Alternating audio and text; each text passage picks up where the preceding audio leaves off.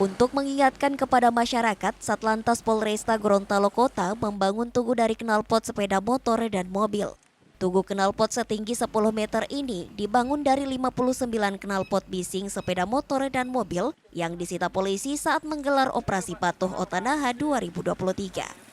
Kasat Lantas Polresta Gorontalo Kota AKP Supomo mengungkapkan, knalpot bising ini sengaja dibuat menjadi tugu sebagai peringatan kepada masyarakat untuk tidak menggunakan knalpot bising yang selama ini mengganggu ketertiban lalu lintas dan kenyamanan masyarakat.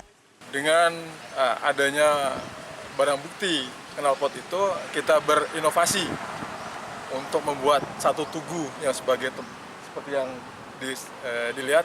Kita buat tugu knalpot brong supaya mengingatkan kepada masyarakat untuk tidak menggunakan lagi knalpot brong yang selama ini mengganggu ketertiban umum maupun meresahkan masyarakat.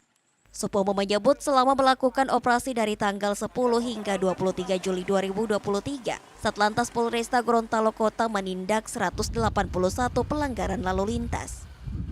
Dari ratusan pelanggaran tersebut, 59 diantaranya adalah pelanggaran knalpot bising sepeda motor dan mobil. Mamat Kaidah, Kompas TV, Kota Gorontalo.